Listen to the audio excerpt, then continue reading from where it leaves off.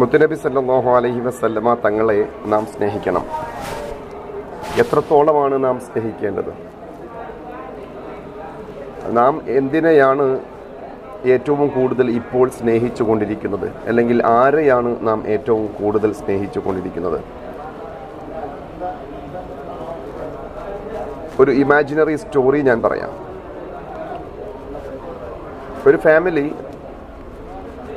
ഒരു ബോട്ടിൽ യാത്ര ചെയ്യുകയാണ് കടലിലൂടെ. നിർഭാഗ്യവശാൽ കടലിൽ വെച്ചുകൊണ്ട് ബോട്ട് തകരുന്നു. ഒരു പലക മാത്രം ആണ് ഉള്ളത്. അതിൽ ഒരാൾക്ക് രക്ഷപ്പെടാം. ബോട്ടിൽ ഈ ഫാമിലിയിൽ ഉള്ളത് ഒരാളുടെ ബാപ്പയുണ്ട്, ഉമ്മയുണ്ട്, ഭാര്യയുണ്ട്, ചെറിയ കുഞ്ഞുങ്ങളുമുണ്ട്. ഈ ഒരു പലകയിൽ ഒരാൾക്ക് മാത്രമേ രക്ഷപ്പെടാൻ കഴിയുകയുള്ളൂ. ഈ സന്ദർഭത്തിൽ ആരാണ് രക്ഷപ്പെടുക? ബാപ്പയെ രക്ഷിക്കുമോ? അതല്ല ഉമ്മയെ രക്ഷിക്കുമോ? ഭാര്യയെ രക്ഷിക്കുമോ? കൊച്ചുമക്കളെ രക്ഷിക്കുമോ? അതല്ല അവൻ സ്വയം രക്ഷപ്പെടുമോ? ഏതായാലും പല സാധ്യതകളും അവിടെയുണ്ട്.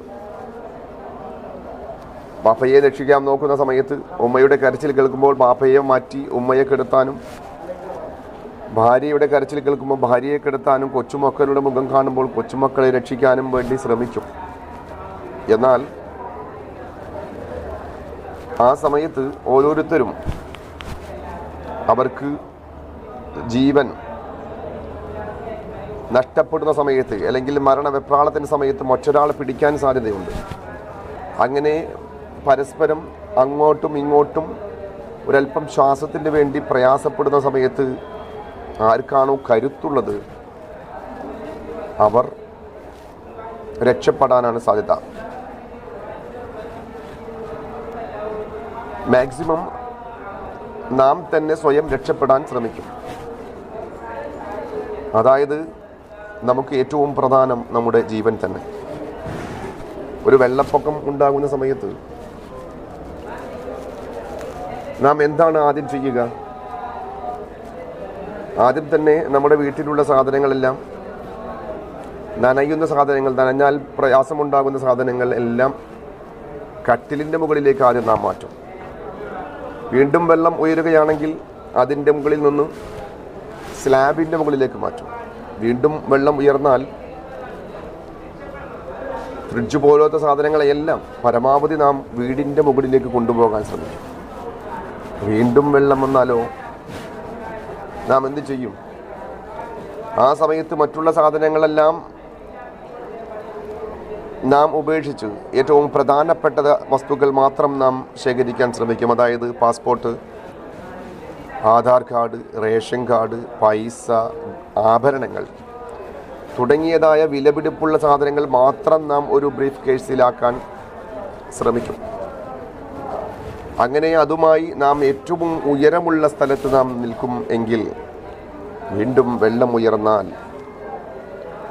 മരണം മുഖത്തോട് മുഖം കാണുന്ന സമയത്ത് നാം എടുത്ത സകല വസ്തുക്കളും ഉപേക്ഷിച്ചുകൊണ്ട് നാം സ്വയം രക്ഷപ്പെടാൻ ശ്രമിക്കും. നാം നമ്മുടെ ജീവനാണ് പ്രാധാന്യം നൽകുക. നമ്മുടെ ജീവൻ കൊടുത്തുകൊണ്ട് ഒരിക്കലും സമ്പത്ത് കാക്കാൻ ആരും ശ്രമിക്കില്ല. പാസ്പോർട്ട് സൂക്ഷിക്കാൻ ആരും ശ്രമിക്കില്ല. അതിൻ്റെ അർത്ഥം നാം ഏറ്റവും കൂടുതൽ സ്നേഹിക്കുന്നത് നമ്മുടെ ജീവനെയാണ്. ബോട്ട് തകർന്ന സമയത്തും ആര് രക്ഷപ്പെട്ടാലും, സ്വന്തം ജീവൻ കൊടുത്ത് ബാപ്പയെ രക്ഷിച്ചാലും ഉമ്മയെ രക്ഷിച്ചാലും, അതല്ല ഭാര്യയെയോ കുഞ്ഞുങ്ങളെയോ രക്ഷിച്ചാലും, അതെല്ലാം സ്നേഹത്തിൻ്റെ ഭാഗമാണ്. ഇനി അതല്ല നാമാണ് രക്ഷപ്പെടുന്നതെങ്കിൽ അതിന് ആരും കുറ്റം പറയുകയില്ല. മരണവെപ്രാളത്തിൽ സ്വയം രക്ഷ എന്ന് പറയുന്ന സ്വന്തം ശ്വാസത്തിന് വേണ്ടി പ്രയാസപ്പെടുന്ന സമയത്ത് മറ്റൊരാളെ പിടിച്ചിട്ടാണെങ്കിൽ നാം ആ ശ്വാസത്തിന് വേണ്ടി ശ്രമിക്കും. ആ സമയത്ത് മറ്റുള്ളവർ മരിച്ചു പോകും അറിയാതെ, അല്ലാതെ അവരെ മനഃപൂർവ്വം കൊല്ലാൻ ആഗ്രഹമുണ്ടാവുകയില്ല. എന്തു തന്നെയായാലും ആരെ നാം രക്ഷിച്ചാലും അതെല്ലാം സ്നേഹത്തിൻ്റെ ഭാഗമാണെങ്കിൽ ആ ഒരു സമയത്ത് നമ്മുടെ ഈമാനിൻ്റെ കാരണമായ നമ്മുടെ ഷഫാഅത്തിൻ്റെ ഉറവിടമായ മുത്തുനബി സല്ലല്ലാഹു അലൈഹി വസല്ലമ തങ്ങളും ആ ബോട്ടിലുണ്ട് എങ്കിൽ എല്ലാവരും സ്വയം മരണം വരിക്കുകയും നാം നമ്മുടെ ജീവൻ ഉപേക്ഷിച്ച് മുത്തുനബിയെ രക്ഷിക്കുന്ന ഒരു മാനസിക അവസ്ഥയിലാണോ നാം ഇപ്പോഴുള്ളത് എങ്കിൽ നാം യഥാർത്ഥ വിശ്വാസിയാണ്. കാരണം മുത്തുനബി തങ്ങൾ പറയുന്നുണ്ട്, സ്വഹീഹുൽ ബുഖാരിയിൽ കാണാം ഹദീസ്, ലാ യുഅ്മിനു അഹദുക്കും ഹത്താ അകൂന അഹബ്ബ ഇലൈഹി മിൻ വാലിദിഹി വവലദിഹി വന്നാസി അജ്മഈൻ. ഒരാളും മുഅ്മിനാവുകയില്ല ഞാൻ അവരിലേക്ക് ഏറ്റവും ഇഷ്ടമുള്ള വ്യക്തിയാവുന്നത് വരെ. ആരേക്കാൾ? മിൻ വാലിദിഹി, ബാപ്പയേക്കാൾ, ബാപ്പ ഉമ്മയേക്കാൾ, വവലദിഹി സന്താനങ്ങളെക്കാൾ, വന്നാസി അജ്മഈൻ മറ്റുള്ള എല്ലാവരേക്കാളും. ബാപ്പയും മകനും തമ്മിലുള്ള സ്നേഹത്തിൻ്റെ വ്യത്യാസമുണ്ട്. മകൻ ബാപ്പയെ സ്നേഹിക്കുന്നത് ഒരു രീതിയാണെങ്കിൽ ബാപ്പ മക്കളെ സ്നേഹിക്കുന്നത് മറ്റൊരു രീതിയാണ്.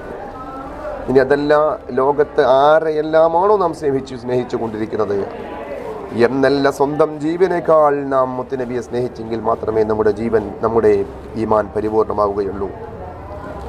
സ്വഹീഹുൽ ബുഖാരിയിൽ മറ്റൊരു ഹദീസ് കാണാം, ഇബ്നു ഹിഷാം റളിയല്ലാഹു അൻഹു കുന്ന മഅൻ നബി സ്വല്ലല്ലാഹു അലൈഹി വസല്ലം. ഇബ്നു ഹിഷാം റളിയല്ലാഹു അൻഹു തങ്ങൾ റിപ്പോർട്ട് ചെയ്യുന്ന ഹദീസിൽ കാണാം, ഞങ്ങൾ മുത്തുനബി തങ്ങളുടെ കൂടെയായിരുന്നു. വഹുവ ആഖിദും ബിയദി ഉമർ റളിയല്ലാഹു അൻഹു. മുത്തുനബി തങ്ങൾ ഉമർ റളിയല്ലാഹു അൻഹുവിൻ്റെ കൈ പിടിച്ചിട്ടുണ്ട്. ഫഖാല ലഹു ഉമർ റളിയല്ലാഹു അൻഹു, ഉമർ റളിയല്ലാഹു അൻഹു തങ്ങൾ മുത്തുനബിയോട് പറഞ്ഞു, ലഅൻത അഹബ്ബു ഇലയ്യ മിൻ കുല്ലി ഷൈഇൻ ഇല്ലാ മിൻ നഫ്സി. തങ്ങൾ എന്നിലേക്ക് ഏറ്റവും ഇഷ്ടമുള്ളവരാണ് എൻ്റെ ശരീരം ഒഴിച്ച്, എൻ്റെ നഫ്സ് ഒഴിച്ച്. فقال النبي صلى الله عليه وسلم لا والذي نفسي بيده حتى أكون أحب إليك من نفسك. ഓരോ ഉമറേ റളിയല്ലാഹു അൻഹു, ഞാൻ നിന്നിലേക്ക് നിന്റെ ശരീരത്തിനേക്കാൾ ഇഷ്ടമാകുന്നത് വരെ നിങ്ങളുടെ ഈമാൻ പരിപൂർണമാവുകയില്ല എന്ന് മുത്തുനബി തങ്ങൾ പറഞ്ഞപ്പോൾ ഫഖാല ലഹു ഉമർ റളിയല്ലാഹു അൻഹു ഫഇന്നഹു അൽആൻ വല്ലാഹി ല അൻത അഹബ്ബു ഇലയ്യ മിൻ നഫ്സി. ഫഖാല നബി സല്ലല്ലാഹു അലൈഹി വസല്ലം അൽആൻ യാ ഉമർ. ഉടൻ തന്നെ ഉമർ റളിയല്ലാഹു അൻഹു മുത്തുനബി സല്ലല്ലാഹു അലൈഹി വസല്ലമ തങ്ങളുടെ മുഅ്ജിസത്തും ഉമർ റളിയല്ലാഹു അൻഹുവിന്റെ കറാമത്തും മുഖേന ആ നിമിഷം തന്നെ മാനസിക അവസ്ഥ മാറുന്നു. നബിയെ, അങ്ങനെയാണെങ്കിൽ വല്ലാഹി ഞാൻ ഈ നിമിഷം മുതൽ എൻ്റെ ശരീരത്തിനേക്കാൾ, എൻ്റെ നഫ്സിനേക്കാൾ അങ്ങയെ ഞാൻ സ്നേഹിക്കുന്നു എന്ന് പറയുന്നു. ഉടൻ തന്നെ മുത്തുനബി തങ്ങൾ പറയുന്നു, അൽ ആൻ യാ ഉമർ, ഇപ്പോൾ നിങ്ങളുടെ ഈമാൻ പരിപൂർണമായി. അല്ലാഹു തആല മുത്തുനബിയെ അങ്ങേയറ്റം സ്വന്തം നഫ്സിനേക്കാൾ മറ്റുള്ള എല്ലാത്തിനേക്കാളും സ്നേഹിക്കാൻ നമുക്ക് ഓരോരുത്തർക്കും തൗഫീഖ് നൽകി അനുഗ്രഹിക്കുമാറാകട്ടെ.